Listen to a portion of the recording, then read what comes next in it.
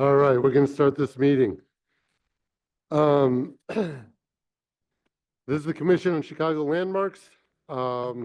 Today's date is February 5th, Thursday, and I'm going to call the meeting to order with a roll call of commission meetings members. Vice Chair Commissioner Jekowitz, Commissioner Boatwright, Commissioner Burns, Commissioner Fair, Commissioner Ponce, Commissioner Rubin, Commissioner Tolliver, and I am Commissioner Wong. We do have a quorum. I'd like to ask anyone wishing to make a statement on today's agenda to complete a public comment card and give the card to a member of the staff. Comment cards are available at the door. As a courtesy to other individuals wishing to offer comments, we ask that members of the general public limit your statements to 3 minutes or less. When the time comes for public comment on the individual item on the agenda, I will call the names from the cards and ask you to come forward to the microphone to make your statement. Please state your name and the interest, organization, or company you represent, if any. So before we get started, I want to say Happy Black History Month, as well as Gung Hei Fat Choi. Happy Chinese New Year's to all of you. The first item on the agenda is the approval of the minutes of previous meeting of January 9th, 2025. Those meeting minutes were included in your packets. Are there any comments from the commission? Hearing none, I'd like to request a motion to approve the minutes. Is there a motion? So moved, Commissioner Boatwright. Second?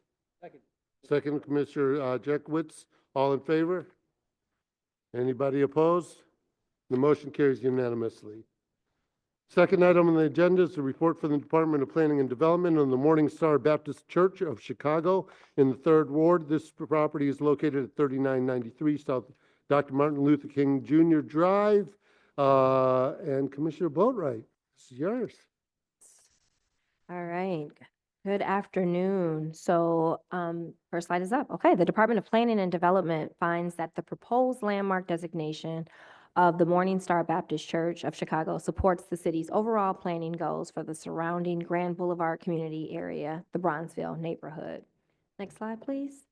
As you know, Morning Star is located at 3993 South King Drive. The congregation was founded in 1917 by African Americans who settled in Bronzeville during the Great Migration. So the building embodies the cultural heritage of the neighborhood. Next slide. That heritage prompted our department's successful application in 2023 to the Illinois Department of Commerce to designate Bronzeville as a state-designated cultural district. Bronzeville is one of 10 such districts designated by the state for their historical and cultural identity. The districts are eligible to apply for $3 million in state funding to foster economic development and cultural preservation. Next slide.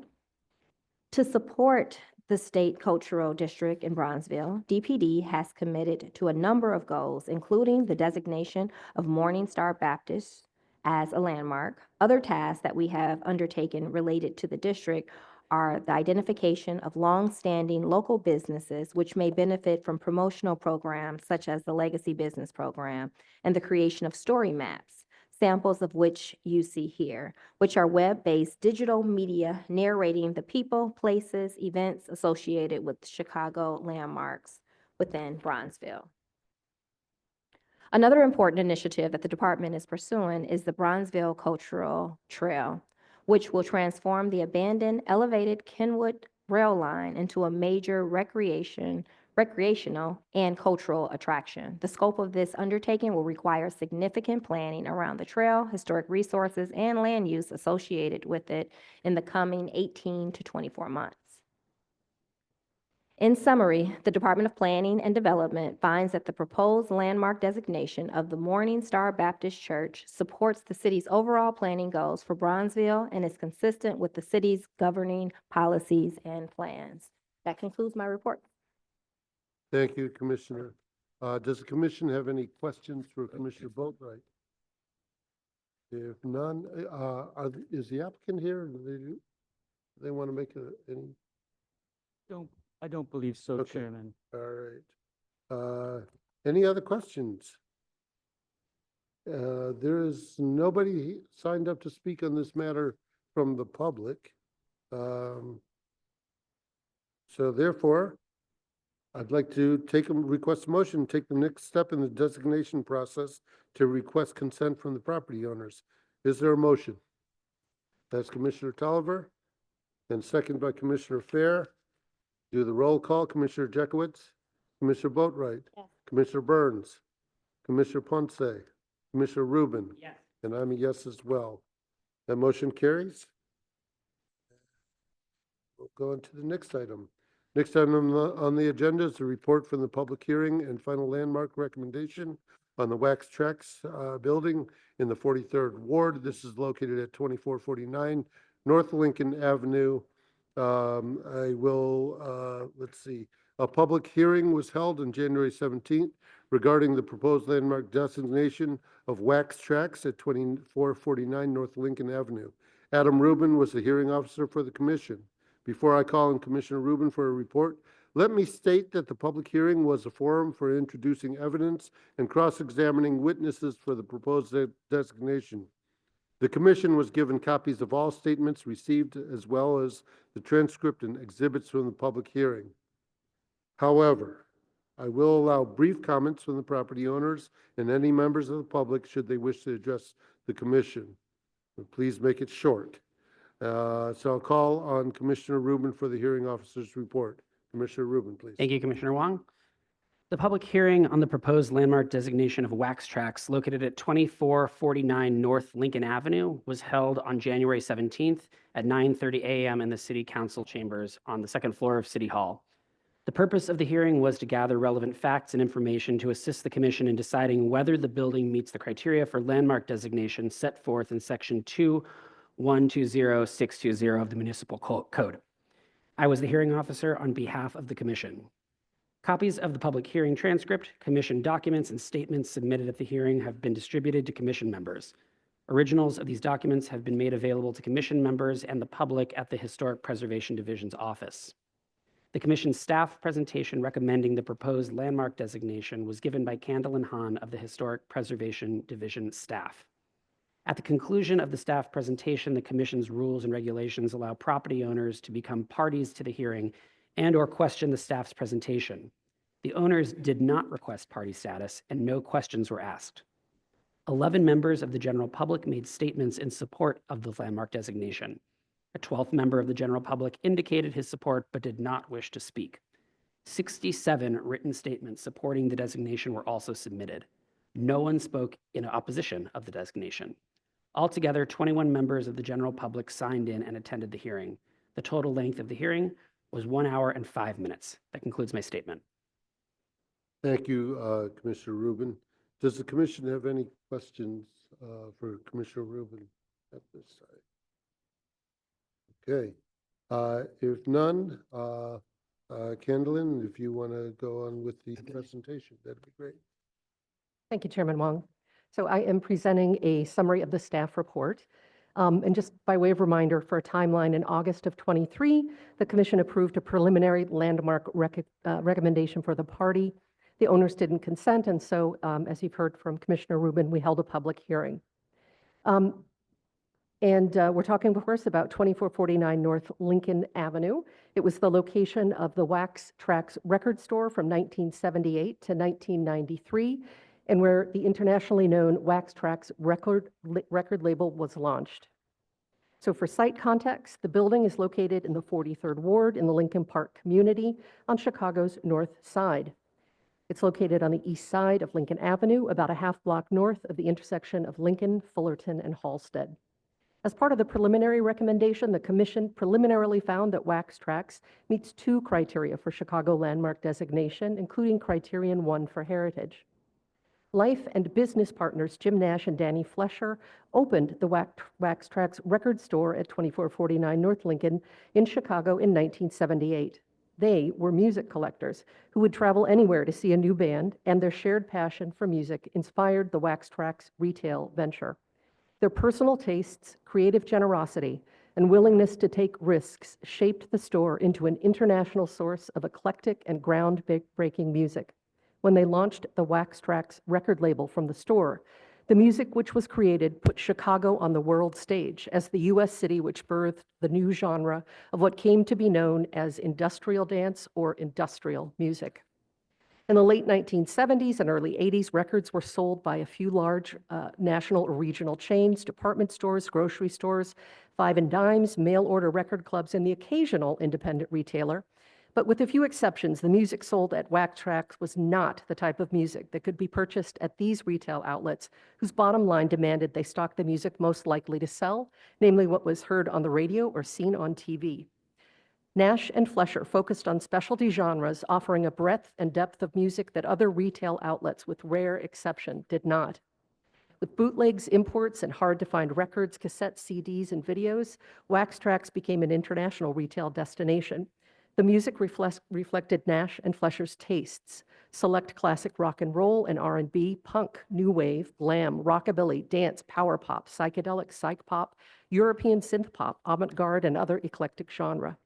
Nash and Flesher sought out imports to sell, especially collectible pressings. Obsessed with UK culture, they worked with other collectors who'd fly to London to bring back the most recent releases, sometimes getting them before they even debuted in their home country. The store could also be counted on to carry independent label releases, something absent from other chains and retailers. Nash and Flesher also made and sold bootlegs, illicitly recorded or released performances, and one of the first they made in Chicago in 1979 was a 7-inch vinyl of 2 Brian Eno proto-punk singles. The store itself at 2449 North Lincoln Avenue proclaimed its purpose and energy from the moment you set foot inside. Music was playing loudly, film clips and videos played from TVs mounted on the walls which were covered with promotional posters and materials, memorabilia, band and concert photos, picture discs, and neon signage. Rows of record bins had hand-lettered and decorated dividers with band names or sections like New Arrivals to help guide buyers. When Nash and Flesher vacated the apartment on the second floor in the late 80s, it was remodeled and turned into space for the store. They set up a boutique for clothing, accessories, and publications. Now, of course, music was the reason people came to the Wax Trax store, but for some, the clothing and accessories sold there were just as important. Their distinct clothing was a statement. Movements like punk and new wave came with their own aesthetics, much beloved by those wishing to publicly establish their identity.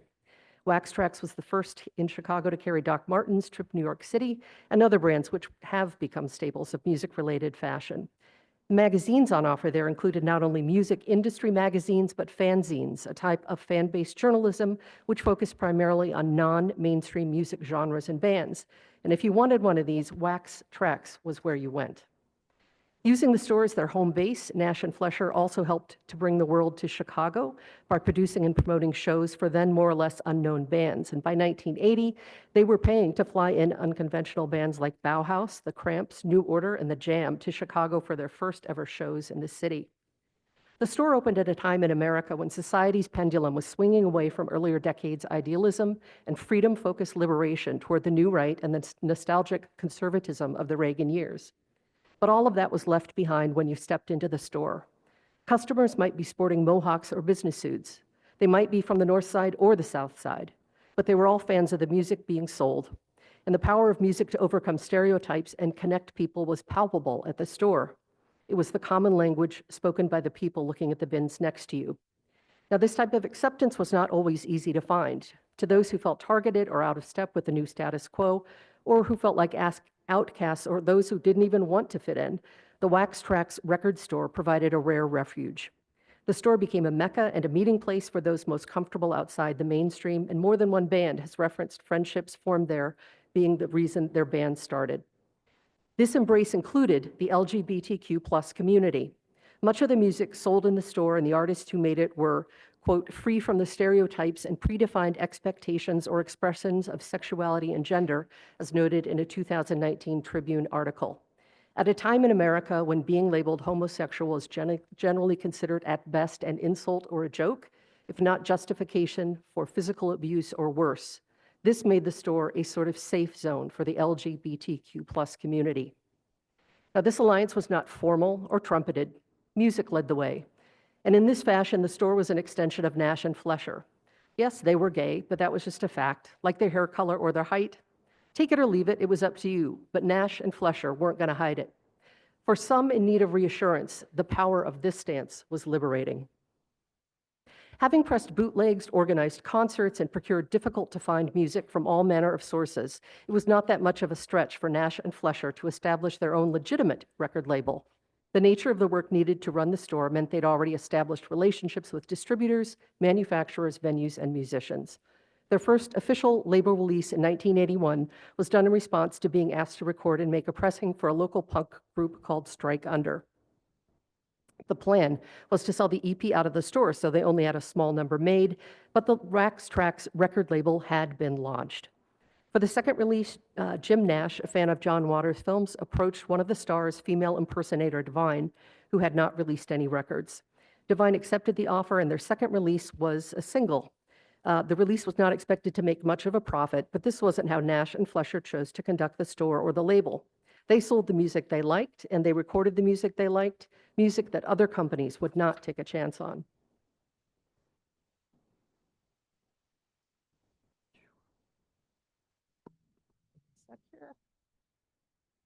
There we go.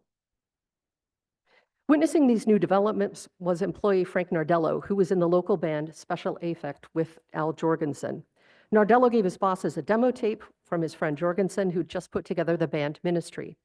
When the Wax Trax label released a 12-inch single in 1982 by Ministry, it became a hit in the dance clubs of Europe and made Billboard's Dance Disco Top 80 chart. Having kept their pulse on bands coming out of Europe, Nash and Flesher next set their sights on a Belgian band called Front 242, whose records they'd been importing. They engineered a licensing agreement through their band's label to make and distribute the music in the United States. And in 1983, their first record on the Wax Trax label found success as a dance club hit. This was one of many licensing deals that Nash and Flesher put together. Though no two bands were alike, much of the success of the music was due to its popularity in dance clubs because the music relied on a prominent beat track underlying other instrumentation. Another through line was experimentation with electronics as the primary instruments, often pushing sound to the limit of harshness. The result was a very machine-made or industrial sound called industrial, quote unquote, by music journalists. And Wax Trax was seen as the primary label behind the development of this genre in the United States. Wax Trax made its way into the larger culture of the 1980s in Chicago, the nation, and beyond. Film director John Hughes, whose popular career included films Ferris Bueller's Day Off, The Breakfast Club, 16 Candles, and more, lived near Chicago and was a big fan of the store. It was there he first connected with many of the bands that would become staples of his soundtracks, and those soundtracks opened many young listeners' ears to music that couldn't be heard on many radio stations at the time. He even wanted to use the store for Pretty in Pink, but timing didn't work out, so instead, Flesher and Nash supplied promotional materials to help recreate the store as a set in Hollywood. The Wax Trax label used the back office at 2449 North Lincoln to oversee projects, from inception to the final packaging and shipping. When packages left the store, they always included a catalog of Wax Trax releases, and label ads encouraged people to write in for the catalog. This was an integral part of the business and allowed it to expand beyond just the cities where there were record stores that carried the label. Rolling Stone commented, Wax Trax defined a subculture and created a following as strong as any of its individual artists. People would buy any record with the Wax Trax imprint Music Unheard, and the label often received fan mail of its own. It was not uncommon for them to hear that releases were a lifeline to people who felt or were made to feel entirely alone in communities without a safe zone like Wax Trax. The sense of identity and belonging that Wax Trax records provided went far beyond simple listening pleasure. The record label had begun in the office at the store on Lincoln Avenue. By 1985, the label's sales had become big enough that new staff were needed, and the office was moved to a building next door. The label prospered through the end of the decade, but financial problems began stacking up, and ultimately was a lack of contracts, part of Nash and Flesher's family-style approach to their business that allowed major labels to poach their artists, spelling the end, ultimately, of Wax Trax. The store on Lincoln Avenue had always been financially linked to the label, and Nash and Flesher had let funds flow between them as needed to keep both businesses going. At the very time when the owners most needed the store's profits to bolster up the label, the music recording and retail landscape was transforming. Major labels now specifically sought out underground artists like those on the Wax Trax label, and meanwhile, new music stores came to Chicago that offered greater variety than stores of the past. And at the same time, chains also came and competed for consumers by using large-scale buying power to offer CDs at lower prices. By 1993, Nash and Flesher sold the building on Lincoln Avenue and reopened the store in Wicker Park. The arrival of the Wax Trax store at 2449 North Lincoln was monumental in terms of shaping Chicago's music scene and in shaping the world's perceptions of Chicago music. In 1995, Tribune music critic Greg Kot said, "When Nash and Flesher arrived on Lincoln Avenue to open Wax Trax in 1978, Chicago's music scene became hip again. Today, Chicago bands are celebrated worldwide for their cutting-edge cool, a renaissance that began when Nash and Flesher blew in from Denver 17 years ago." Owner Jim Nash succumbed to HIV-related complications in 1995, and his daughter closed the Wax Trax store the following year. Without his partner of nearly 25 years, Flesher soon found he had no drive to continue the business.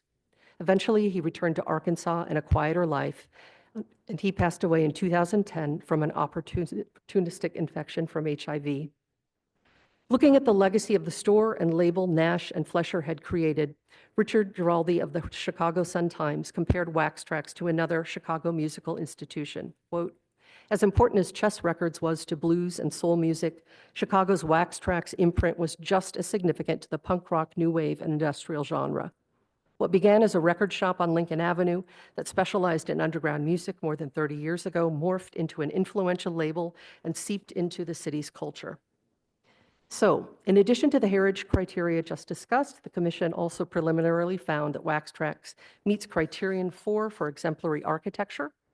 A professional painter, James Foster, immigrated to Chicago from England in 1872, and a decade later, he purchased the structure at 2449, then known as 396 Lincoln. The 1883 Lakeview Directory shows he was both living and running his painting business there, and by 1887, he'd sold the property to another painting firm, Stadler and Schubin. Research has not uncovered the original permit records for the building. However, the earliest map of the area is an 1887 Rasher's Atlas from when this portion of Lincoln Avenue was in Lakeview Township. And the map at right shows that two-story masonry building at the same location as the existing structure. The building's facade's refronting with glazed brick is likely from circa 1900, when the building and the two properties to the north were acquired by the Fred Strauss Dye Works. The Dye Works catered to clients in the garment and fashion industry, so refronting the property would have been a way to stylishly update the building. White glazed brick had become fashionable after Chicago held the 1893 World's Columbian Exposition, nicknamed the White City, for its City Beautiful inspired white-colored architecture. This trend was adopted along the city's most vital commercial corridor, State Street, as a preferred cladding up through World War I. This photo from 1910 shows the 2400 block of Lincoln, and 2449 is on the right, but in the distance, as indicated by the arrow, too far to clearly see. The same year, the Strauss Dye Works left to construct a new, larger plant elsewhere. In 1911, the building was acquired by Harry P. Klassen, who operated an undertaking establishment. Sanborn maps and obituaries indicate the building housed a series of undertaking businesses until 1972, including the one here, the Sotile Funeral Home. From 1972 to 78, the building hosted Casa Bonafeather, a restaurant. So when Nash and Flesher chose to set up their store in the building in 78, they leased the property. But after purchasing the building in 83, they began to remove the green paint that had blanketed the facade to reveal the building's white and dark green glazed brick frontage. Though the glazed brick was an early 20th century upgrade, the building maintained its original pressed metal Renaissance Revival cornice. It was unusually ornamented for a building of this type. It includes a frieze and cornice. Festive swags are set between brackets. And the cornice is topped with 4 acroterion and an obelisk. All motifs are derived from the Renaissance Revival architecture, which itself took inspiration from classical Greece and Rome. Between the first and second floors, the facade features 2 limestone belt courses with classical molding. Within that band are 3 carved mascarone, depicting individual variations of smiling female faces, as well as cartouches. Figurative ornaments like these mascarone are rarely found on a store and flat building. So in addition to the criteria just discussed, the commission found that Wax Trax meets the separate interior criterion. All additions were at the rear of the building. And the Lincoln Avenue facade The original windows and storefronts have been replaced, but that's expected with a building of this age. The facade otherwise remains intact. So the preliminary recommendation states that the significant historical and architectural features of the building are all exterior elevations and roof lines. And in your packet, I included a letter of support from Alderman Knudsen. I did not hear from the owners, so I don't believe that they're here, but that does conclude my presentation. Thank you. Thank you, Kendallin. Does the commission have any questions for Kendallin at this time? Commissioner want Jenkins? to compliment the report. I felt like I was, tangible, the history that you went through, and I really appreciated it. So Thank you. Anybody else? No, fantastic. I will take public comments. There are a number of people that signed up to speak. If you would like to go up, you could bring that up. As I call your name, I'm going to call 3 at a time. Please line up by the microphone. Again, please state your name and organization you represent, if any. Ryan Lose, Frank Youngsworth, and Mark Skillicorn.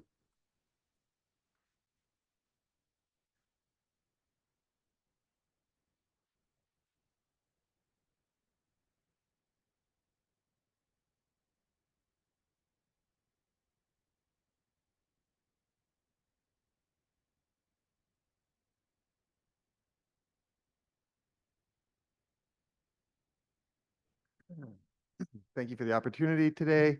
I'll be brief. Some of you may remember me. My name is Mark Skillicorn. My wife, Julia Nash, and I currently run Wax Trax Records. Her father, Jim Nash, and his partner, Danny Flesher, started it first in Denver and then moved it here to this building in '78 before leaving in '93. I wanted just to touch on some bullet points that have been discussed, but deserve to be talked about as well. During the last meetings, we've submitted a petition of nearly 10,000 signatures, and these aren't just random signatures. They're actual people who Wax Trax has been affected by, who really connect with that, with the label and the store. We also submitted testimonials, personal testimonials of how Wax Trax has actually changed direction for many of their lives. So I wanted to bring that up. It's in public record. There's a tourism component that really hasn't been talked about, but we in the city have festivals like Lollapalooza and Riot Fest. These are all started out as very subculture festivals, and all of that that universe started with buildings or with companies like Wax Trax. It was a place where you could actually foster those types of unconventional ideas. And so the economic impact continues today with Chicago. The LGBTQ impact has been talked about, but I think that some of the nuance may be lost because what to us is important is the fact that they were breaking stereotypes, and even within the gay community, they weren't doing things that were traditional. And so that is worth noting. They also influenced the influencers. We talked about John Hughes. We talked about how John Hughes would use Wax Trax as a place to find his music. But what we didn't really elaborate on, or what I'd like to say, is that staff, as well as owners Jim Nash and Danny Flesher, would actually walk John Hughes around the store and pick out what they thought was exciting. And so it was more of an extension of what was happening in the store. So it was those songs ended up on the soundtracks, which I think if any of us have seen 16 Candles or Breakfast Club or Pretty in Pink, understand the impact of the music in those films. That by itself would be should be be culturally significant, but the fact that they also created a new genre of music is that my time? Your time. We urge you to vote yes on this on this vote. It means a lot for Chicago. It means a lot for culture. Yeah, It well, means a that lot for was time- music. Your time. Thank you, sir. Ryan Los had signed up in favor of the project but does not want to speak. Frank Youngsworth, is it?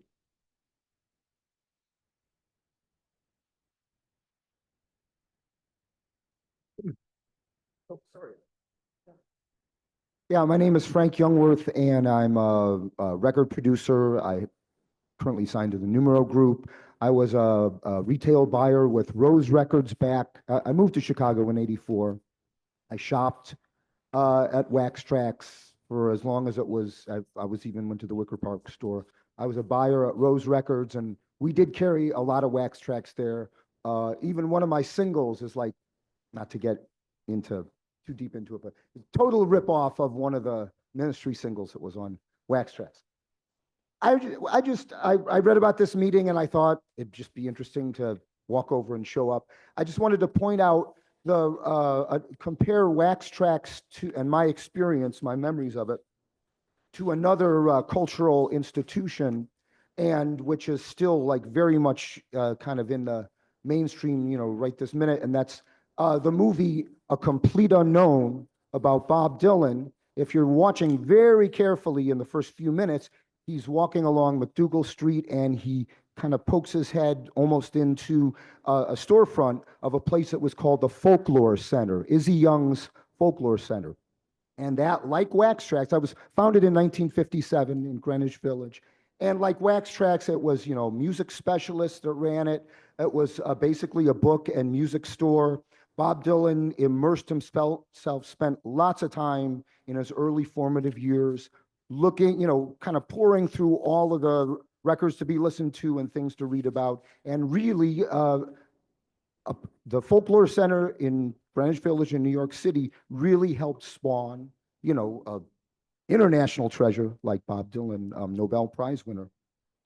And I just thought about how Wax Trax, in its own way, in its own time, paralleled this place, the Folklore Center. Also, the Folklore Center is a special collection now in Tulsa, Oklahoma, at the Woody Guthrie Center. They've got a special collection which is named for and encompasses materials from that. So I just wanted to point out the Folklore Center, New York City, is the kind of thing you could compare in terms of the importance of its legacy and the kind of cultural spawning that it had, and just thought maybe no one else had thought of that comparison. Thanks. Thank you. Lori Grunt? Ward Miller and Mr. Blakemore. You have next three.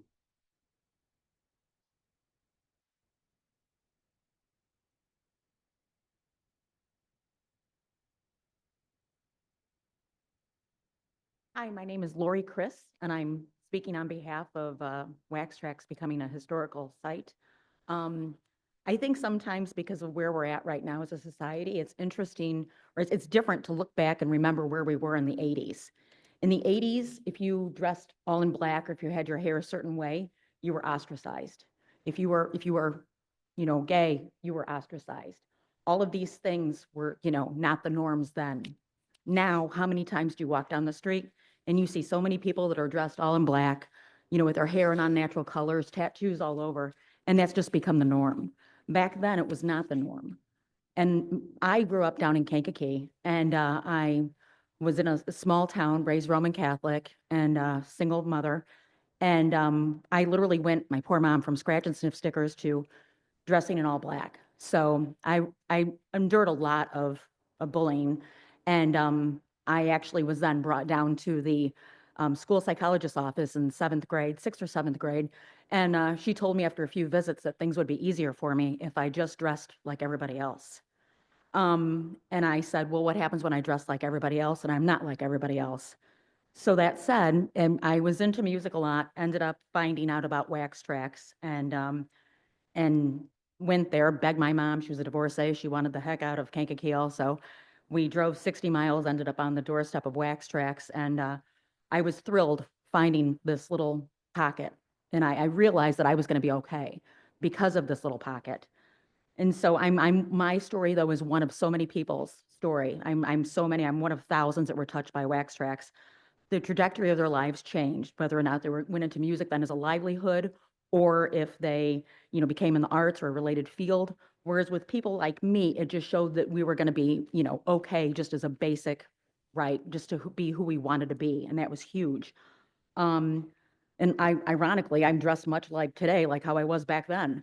But then it was groundbreaking. But now it's interesting because every time I drive down Lincoln Avenue, I'm shocked at how different it looks. There's a multi-level monstrosity on the corner that was once a park. And that was just, I understand that there's progress, but, we're stripping things of their character and their charm. I understand doing things for a profit, but ultimately we're going to homogenize entire streets, and we're going to realize that we have more dollars than cents. And I suppose this is all coming full circle now because I'm hoping that you realize how special this storefront is. 2449 North Lincoln Avenue is a mecca for so many of us. And I guess that I'm hoping that it showed me that I was special. And when I was a lost 14-year-old, and I'm hoping that it showed that also you will understand that and respect it for so many people, besides just the few that showed up today and the people that have sent you testimonies. So Thank you, Ms. Chris. Thank you. Mr. Miller? Mr. Miller, I apologize, I missed your thing on Morning Star Baptist Church. I will come back to that after we are done with Wax Tracks. Thank you. We're just in support, if we could make it just that simple, of Morning Star Baptist Church of Chicago. Thank you. Great. For the record, I'm Ward Miller. I'm the Richard H. Driehaus Executive Director of Preservation Chicago. Good afternoon, commissioners. We very much support the Chicago Landmark designation of Wax Track Records here on Lincoln Avenue. It's wonderful to see buildings that are sort of cultural landmarks, if you will, come into play because so much of our focus in the past has been on buildings that are architecturally significant. Those are historically significant. I guess this touches both historically and culturally significant buildings, but a building that touches a community that you don't oftentimes see at these kind of hearings. And so these are buildings that are landmarks for everyone. And I think that's really important. I want to just commend the staff and all of you at the city Department of Planning, Development, Historic Preservation Division, all of you landmark commissioners for seeing this building through as a designated Chicago landmark. It is an important landmark in so many respects, and you'll hear additional testimony. And we at Preservation Chicago very much support this. And yes, growing up in Chicago, I went to Wax Tracks and I was a pretty regular at the Biograph Theater next door, also a designated Chicago landmark. So to see more of these would be really wonderful. So we just want to be here to support all of the people here that have these great links and histories to Wax Tracks. It's an important building, but also to support it as a designated Chicago landmark. Thank you. Thank you, Ms. Miller. Mr. Blakemore?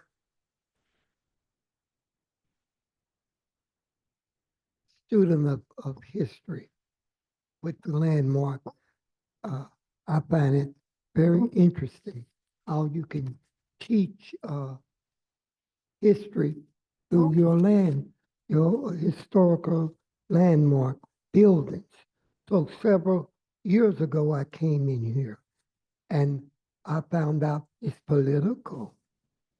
What, Mr. Blakemore? It's political. I came in here and I was addressing an issue about the Regal Theater. And I was told by this gentleman that they're having difficulty because of the altar lady. And I didn't like it. Everything is political in the city of Chicago. They didn't bring up this part, but in here, one of the criteria is that the aldermen would send you all a letter. You all are the ones who's supposed to be the expert, not the altar. Not the altar. We hold you, elected officials, historians, people in the landmark. You make the final decision, not a letter from the altar. That's what motivates me to come down. And I'm quite comfortable here. The politics of becoming a landmark designation. I was appalled when this gentleman told me that Michelle Harris was stopping the Regal from becoming a landmark here in our city.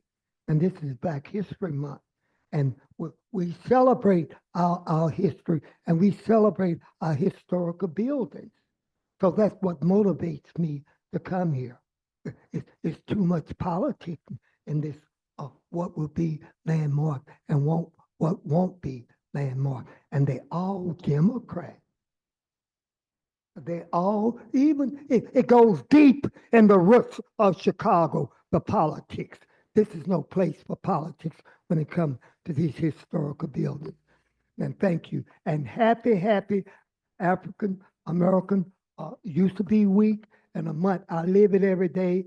And this is what motivates me to come here. The politics of how you all got your position. It was political. And so you make your decision political also, and that should not be one of the criteria. And thank you. Thank you, Ms. Blakemore. We have Miguel Martin and Jose Lara. Was there a Jacqueline Casimir wanting to speak on this item, or you didn't indicate? Good afternoon, gentlemen, ladies, commitment. My name is Jacqueline Casimir, and I'm a constituent of the city of Chicago. I'm speaking on behalf of Landmark of Spalding School that's located on Washington and Ashland. I'm an employee of the Chicago Public School. I'm sorry, Ms. Casimir, are you speaking on this wax tracks? No, I'm not, but, Oh, but this is a landmark situation, so I want to speak about. Okay. Am I allowed to I'm speak not up? allowing anything if it's not on the agenda. I'd be happy to speak with you afterwards. But if it's not on the agenda, If I it's not can't with take Wax the Track, but I testimony. thought this was a landmark meeting. It is a landmarks meeting. ma'am. Okay, and now what I But want to speak about is we a do- landmark we do have an situation. agenda that we are following. Oh, but I thought this was a public hearing where our constituents Uh, are able it- to it- speak it- as we please about things that's It concerning is- landmark it is- status. It is for the agenda items that are put forth. You can speak Well, to let me one of the state for the staff record members. for all If to there- hear, if they're there not, is they're a- trying to make Spalding School a landmark, which was for disability able students, some that are politicians. Ms. You're Casimir, trying not to make Ms. it a landmark. Casimir, Please make it one. thank you. Thank you. Miguel Martin?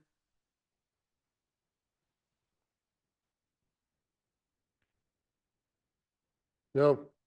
Okay. Oh, did not wish to speak. I need to read these a little closer. And Jose Lara also chose not to speak, but is in favor of this project. Nobody else has signed up to speak in this item. Therefore, I would like, are there any further discussion from the commission on this item? If not, I'd like to request a motion to adopt the final landmark recommendation to City Council for wax tracks located at 2449 North Lincoln Avenue. Is there a motion by Commissioner Jekowitz and a second by Commissioner Burns? Do the roll call. Commissioner Boatright, Yes. Commissioner Fair, Commissioner Ponce, Commissioner Rubin, Commissioner Tolliver, and I am a yes as well. The motion carries unanimously. Congratulations, folks.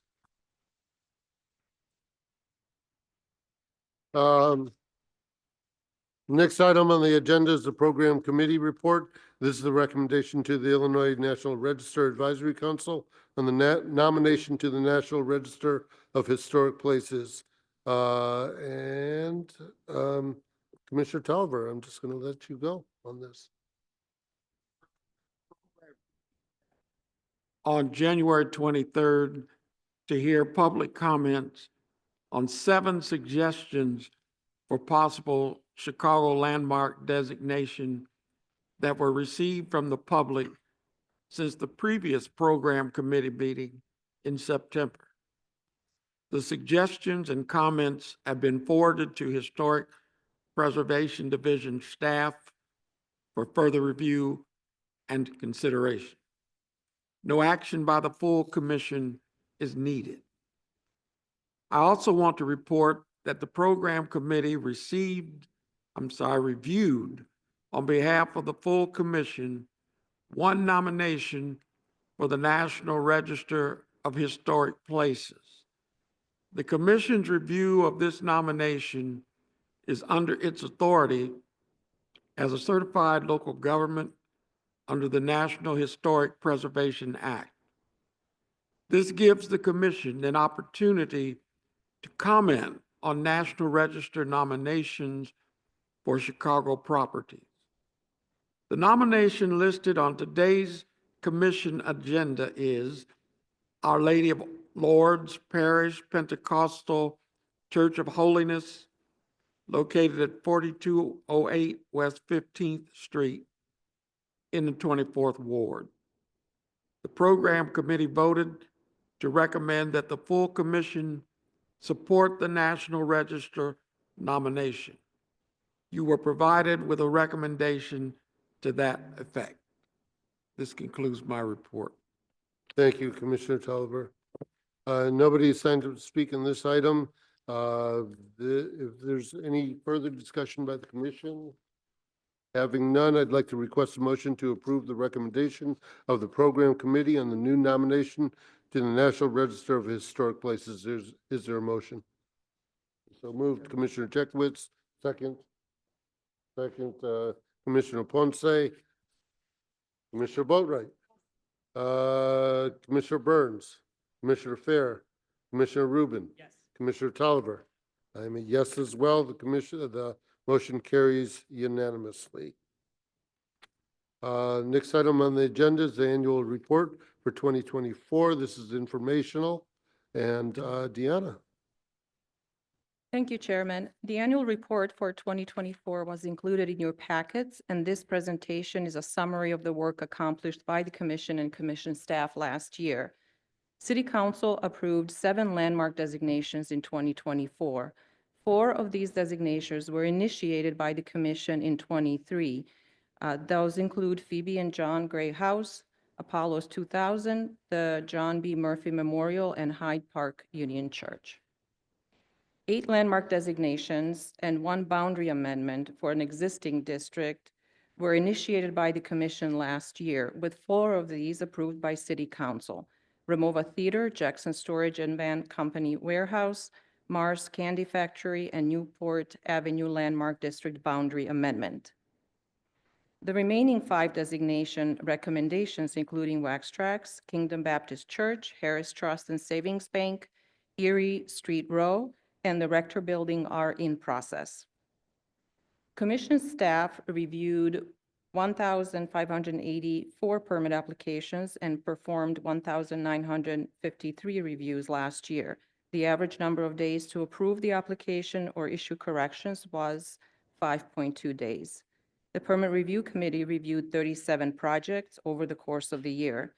In addition to reviewing permit applications for landmarks, staff reviewed 499 permit applications for buildings identified in the Chicago Historic Resources Survey as red or orange.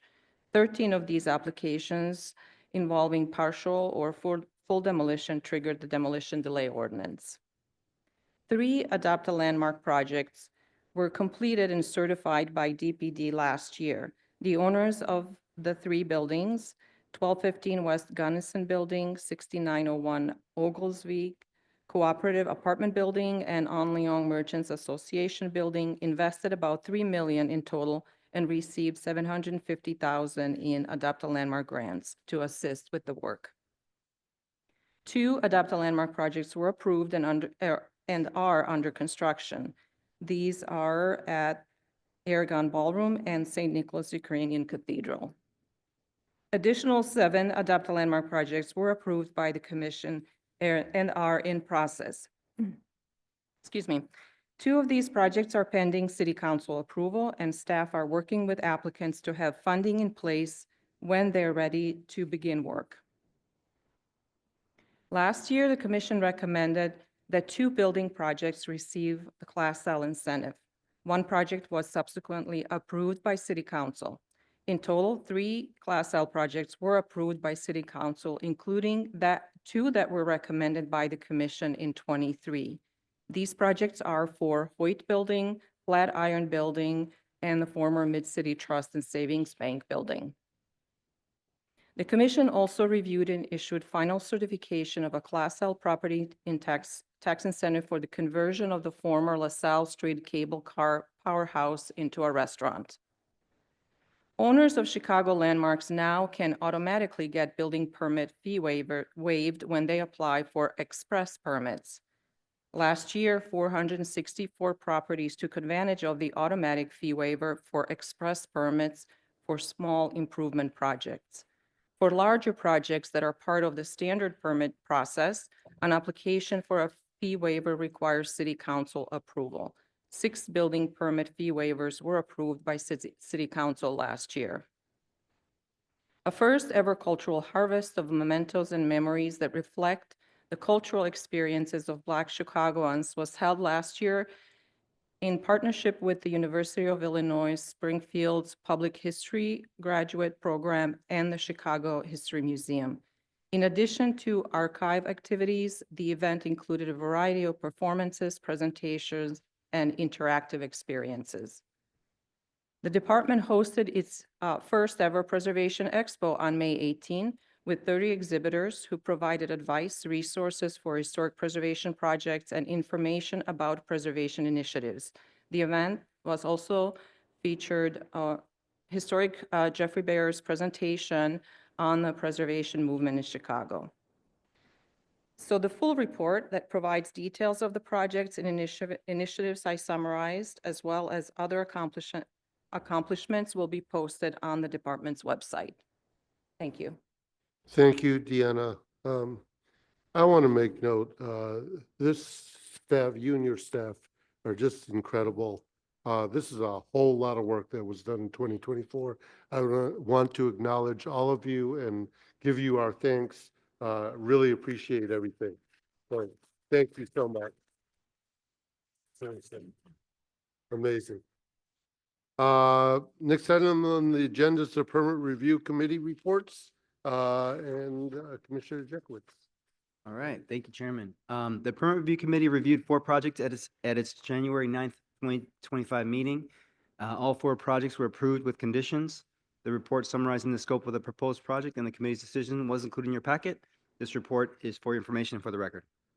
Thank you. Emily? For the month of January, staff approved 105 permit applications. A total of 123 reviews were performed by staff, and the average number of days to issue approval or corrections was 5.4 days. Thank you. Okay, there being no further business, I'd like to request a motion to adjourn. Is there a motion? And second, all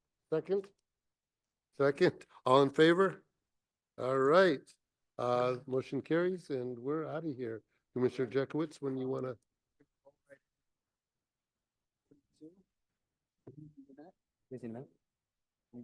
Okay. Thank you.